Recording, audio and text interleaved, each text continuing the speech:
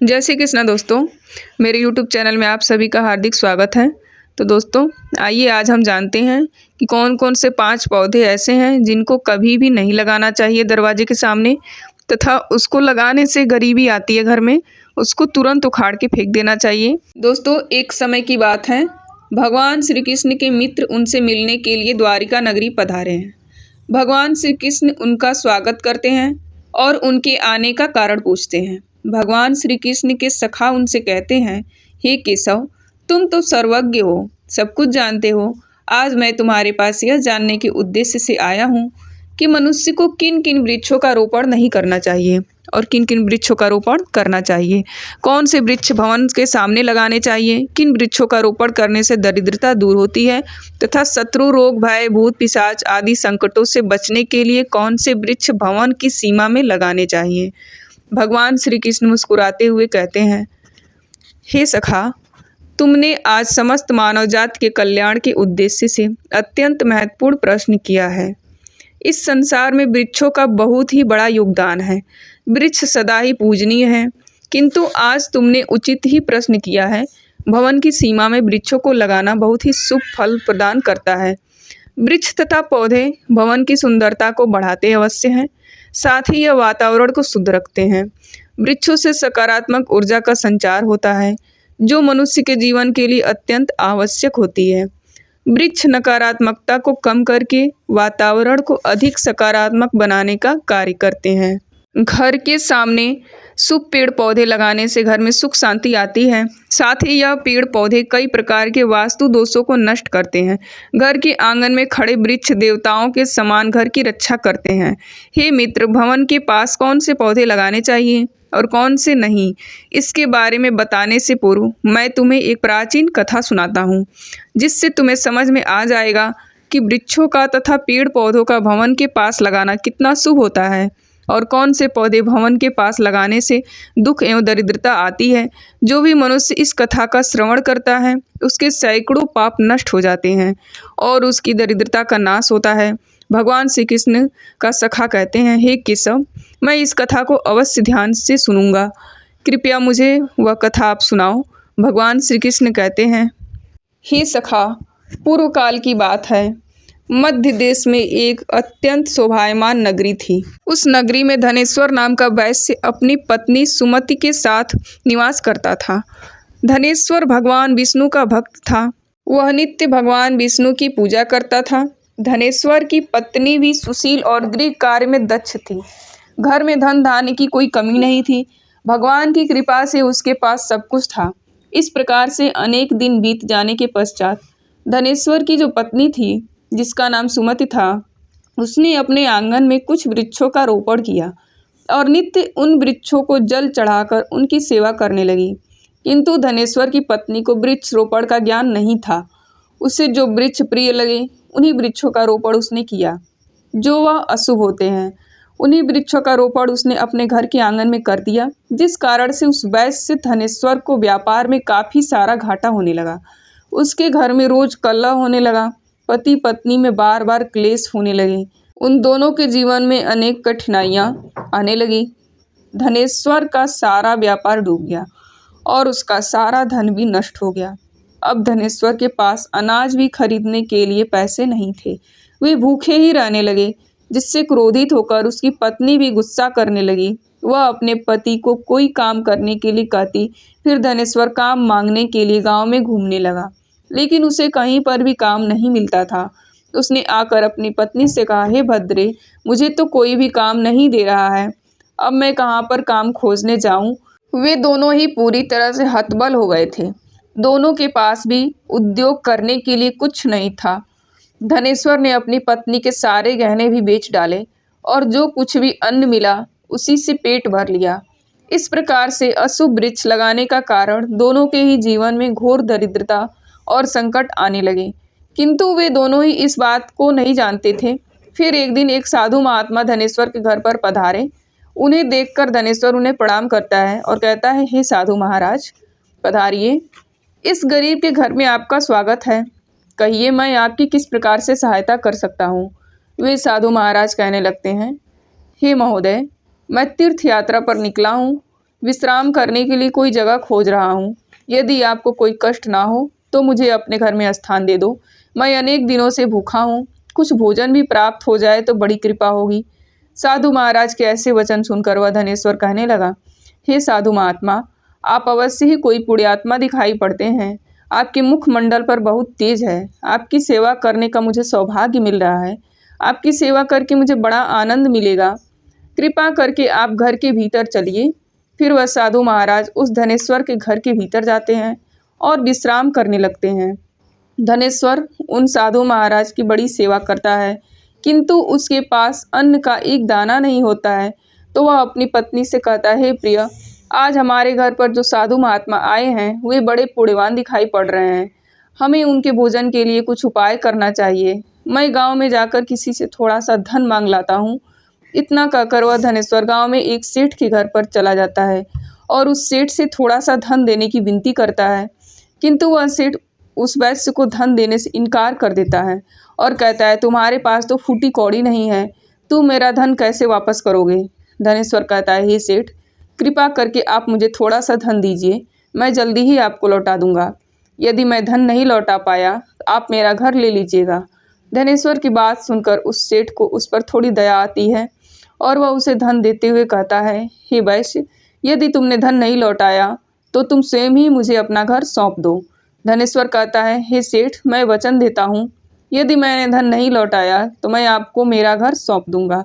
फिर धनेश्वर उस सेठ से धन लेकर बाजार से दूध, चावल, सब्जी, आटा, शक्कर आदि चीजें खरीद लेता है और लौट कर अपने घर आ जाता है। फिर वह अपनी पत्नी से कहता है, हे प्रिय, तुम उन साधु महात्मा के लिए भोजन बनाओ। फिर धनेश्वर की पत्नी भोजन बनाती है और उन साधु महात्मा को भोजन परोसती है। इस प्रकार से उस धनेश्वर की भक्ति और निष्ठा को देखकर वे साधु महाराज बहुत प्रसन्न हो जाते हैं और भोजन हो जाने के पश्चात वे जाते जाते उस धनेश्वर से कहते हैं, हे वैश्य, मैं तुम्हारी भक्ति और आदर सम्मान से अत्यंत प्रसन्न हूँ। तुम्हारी जो भी कामना है मुझे बताओ, मैं अवश्य पूरी करूँगा। तब वह धनेश्वर कहता है, हे महात्मा, आपका आशीर्वाद ही हमारे लिए सब कुछ है, किंतु मैं आपसे यह जानना चाहता हूँ कि किस पाप के कारण मुझे दरिद्रता का दुख भोगना पड़ रहा है। हमने तो भगवान विष्णु की भक्ति की है, फिर हमारे जीवन में दरिद्रता क्यों आई? इसका क्या कारण है और इस दरिद्रता को दूर करने के लिए मुझे क्या उपाय करना चाहिए? फिर वह साधु महात्मा कहते हैं, हे वैश्य, मैं जब तुम्हारे द्वार पर आ गया था तभी मुझे यह ज्ञात हो गया था कि तुम्हारे जीवन में घोर दरिद्रता और संकट आए हुए हैं, क्योंकि तुम्हारे भवन के सामने जो वृक्ष है वे ही तुम्हारी दरिद्रता के कारण हैं। इसलिए तुम इन वृक्षों को हटाकर उनके स्थान पर शुभ पौधों का रोपण करो।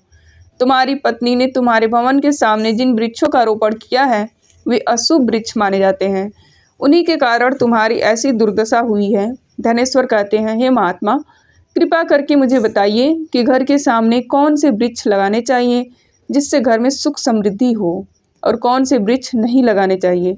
कृपा करके आप मुझे विस्तार से समझाइए, मैं आपका बड़ा आभारी रहूँगा। फिर वह साधु महात्मा कहते हैं, हे वैश्य, ठीक है, अब मैं तुम्हें उन शुभ वृक्षों के विषय में बताता हूँ जिन्हें घर के पास लगाने से शुभ फलों की प्राप्ति होती है, इसलिए तुम ध्यानपूर्वक सुनो। हे वैश्य, किसी जलाशय के समीप पीपल का वृक्ष लगाने वाले मनुष्य को जो फल मिलता है वह सैकड़ों यज्ञों के समान होता है। जब पीपल के पत्ते उस जलाशय में गिरते हैं तो वे पिंड के समान होकर पितरों को तृप्ति प्रदान करते हैं। इससे सभी प्रकार के पितृ दोष समाप्त हो जाते हैं। जो मनुष्य नित्य स्नान करके पीपल को स्पर्श करता है वह सभी पापों से मुक्त होता है और कभी पराजित नहीं होता है। पीपल को स्पर्श करने से लक्ष्मी की प्राप्ति होती है और उसकी प्रदक्षिणा करने से आयु में वृद्धि होती है। पीपल की जड़ में श्री विष्णु, तने में शिवजी और अग्रभाग में ब्रह्मा जी स्थित रहते हैं। अमावस्या के दिन पीपल को प्रणाम करने से जो फल मिलता है वह 1000 गाय के दान के बराबर होता है। इस संसार में पीपल के समान कोई वृक्ष नहीं है। साक्षात श्री हरि इस वृक्ष के रूप में पृथ्वी पर विराजमान है। पीपल के वृक्ष को चोट पहुंचाना अथवा उसकी टहनी तोड़ना महापाप माना गया है। ऐसा मनुष्य एक कल्प तक नरक में रहता है और जो पीपल को जड़ से काटता है उसका कभी नरक से उद्धार नहीं होता है। हे वैश्य, अब मैं तुम्हें दूसरे वृक्ष के बारे में बताता हूँ। आंवले के फल समस्त लोकों में प्रसिद्ध और परम पवित्र होते हैं। आंवले को लगाने से स्त्री और पुरुष जन्म मृत्यु के बंधन से मुक्त हो जाते हैं। यह पवित्र फल भगवान विष्णु को अत्यंत प्रसन्न करने वाला एवं शुभ माना गया है। इसको खाने से सभी पापों से मुक्ति मिलती है। आंवला खाने से आयु बढ़ती है। उसका जल पीने से रोगों का नाश होता है और आंवले को जल में मिलाकर स्नान करने से दरिद्रता दूर हो जाती है और सभी प्रकार के ऐश्वर्य की प्राप्ति होती है।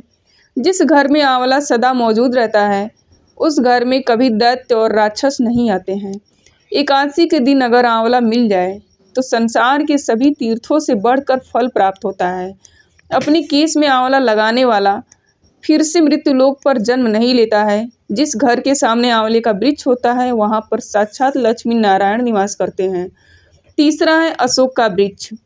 अशोक के वृक्ष में अप्सराओं का निवास होता है।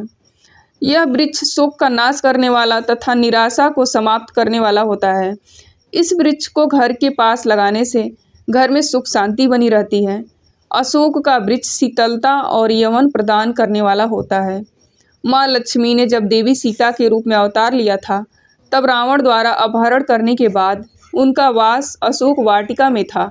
अशोक के वृक्ष में माँ सीता की बहुत सेवा की थी, इसलिए माँ सीता ने अशोक वृक्ष को यह वरदान दिया था कि जिस भी स्थान पर यह वृक्ष होगा वहाँ पर उनका सदैव ही निवास होगा। चौथा है पाकड़ का वृक्ष। प्रत्येक मनुष्य को पाकड़ का वृक्ष अवश्य लगाना चाहिए। यह वृक्ष लगाने से जो फल मिलता है वह महायज्ञ के समान होता है। कलयुग में मनुष्य यज्ञ नहीं कर पाएंगे, इसलिए उन्हें एक पाकड़ का वृक्ष अवश्य लगाना चाहिए। पांचवा है नीम का वृक्ष। नीम का वृक्ष लगाने से सूर्यदेव प्रसन्न होते हैं। नीम का वृक्ष आयु प्रदान करने वाला माना गया है।